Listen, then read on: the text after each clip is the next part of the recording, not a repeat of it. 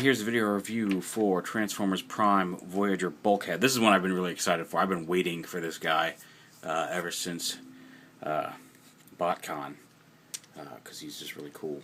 And here he is. He's kind of a Jeep SUV hybrid thing. This is his mace, his weapon. You can pull that right off. It just pegs right into the back, just a little peg. So there's his unweaponized car mode. Here's a quick comparison with the animated Voyager, and he looks small. I won't argue that. Here they are side to side. Just a quick comparison with him in front of the Voyager. Quick look at the tops, just to get an idea of the size there on him. But make a note of that, because we're going to come back to that here in a little bit. Now, the transformation on him is crazy insane. It's very well engineered. You'll notice that there's not a whole lot of empty space in here. And pretty much from here back, that's all his arms. The robot mode is basically just the front half of the car.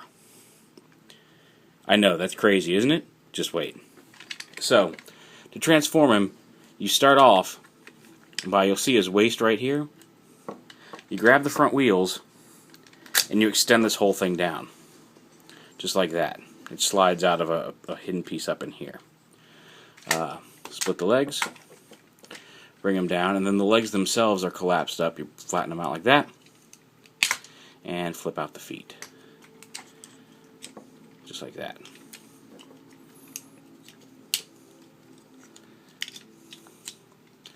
And bring the legs down, and there's that. Take this piece, you want to come back here, you can go ahead and lift this piece up, and unhook these, bring these down, and you actually take this piece, the hood pieces here, you lift up, they're going to come up like this. You can get them up, you got to get your finger under there early and kind of lift them up away from the bumper. There we go. Pull them up so they come up over the windshield here. And then the headlight pieces actually pull out and rotate up like this. Like that. The bumper rotates forward like that. And then the piece, there's a tab right here that's going to tab into the waist piece under here. And then this piece flips up and plugs in right there. And the bumper, like I said, the bumper kind of sits in a groove in that. So you've got this up here. Now you come back here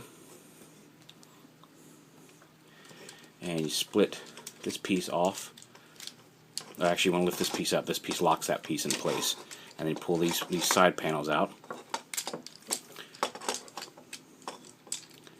And you bring them up and around, just like this. And they're going to fold back here in a minute. But first we want to bring the arms out. The arms fold out to the sides, and you want to kind of bring them up. Fold the shoulder pads down.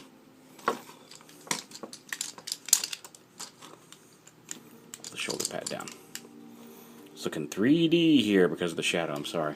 And then you bring these panels back. You want to take this panel right here and fold it down. Or actually, you want to flip his head up first.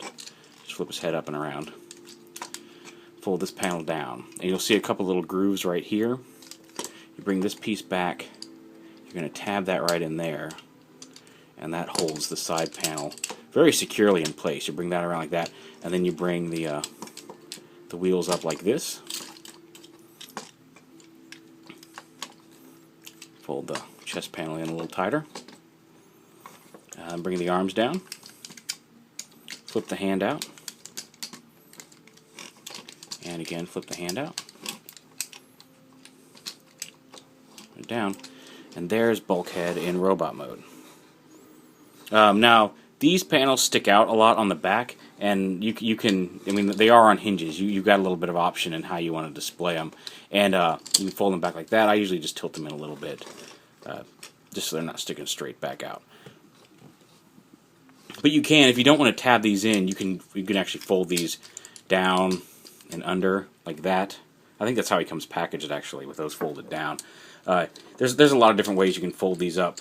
You can just kind of fold them. You unpeg this, fold it down, fold this piece, extend this piece out, There we go, and just kind of fold this piece up so they just sit behind the arms. You've got some options if you don't want them sticking straight out the back, but this is the proper way to peg these in here, lock it into place, and have these back like this.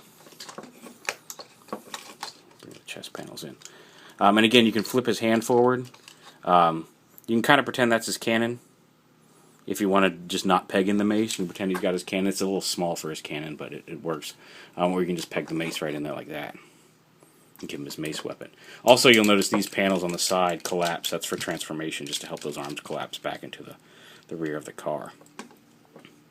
And real quick, where did I put him? Let me go ahead and transfer him. Well, actually, let me put everybody together with him. Here he is next to Voyager Prime. And then here's Cliffjumper. Let's get some size comparisons here. Starscream, Bumblebee, and RC. Let's put it over here. I'll put it here in front of Cliffjumper. See if we can't get the whole group in the shot there. I thought I had Megatron in here with me, but apparently I do not. But oh well, we're not going to worry about that. But with just the Autobots here, let's give you a group shot of all the Autobots together. And while we're doing that, I'm just going to do a quick transformation here on animated Voyager Bulkhead, because I really want to show this off. This is kind of crazy. His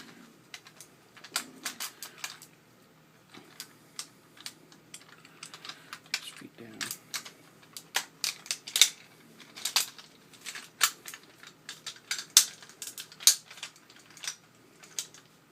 Alrighty, now, if you remember earlier how I showed you the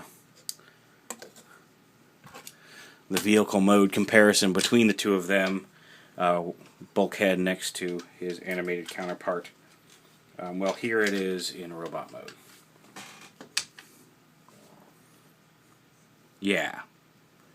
So he goes from a significantly and noticeably smaller vehicle to a much more like bulky and beefy and bigger robot. And that's just due to the economy of space. One, he's got a lot of parts stored inside of him, like really tightly packed, whereas almost his whole front is like gimmick, so there wasn't enough room to store stuff. They probably could have made him bigger if they didn't have that head flip gimmick automatically built into the front of that thing. But just a huge economy of space in the Prime Bulkhead. It's just a really, really well-engineered figure. The transformation is a lot of fun, and it's a shame that he's packed one to a case with 3 Optimuses, because the Optimus is nice. Like I said, you're going to want the Optimus Voyager over the Deluxe, because it's the same transformation and it's a remarkably better looking figure, even if the transformation is the same as the Deluxe. It's a much nicer looking figure.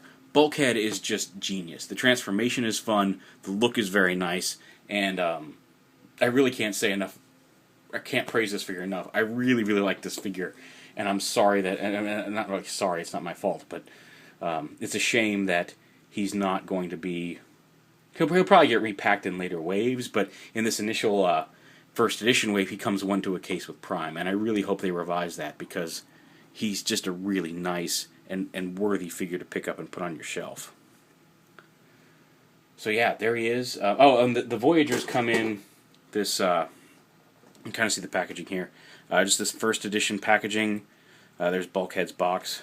It does come with its own Voyager version of a display stand. It's very similar to the one that came with the Deluxe. It's flatter, and it's a little bit farther. It's a little bit deeper, I guess, but it has the same Decepticon and Autobot symbol on either side. And it's just cardboard. It's just a folded piece of cardboard that comes hidden inside the box behind the lower half of the packaging. So it's nice that they included it, but like I said, it's just cardboard. It's not something that I'd feel bad about not having. And there's Miko right there with Bulkhead. But yeah, definitely worth picking up. Grab him if you see him. Transformers Prime Voyager Bulkhead.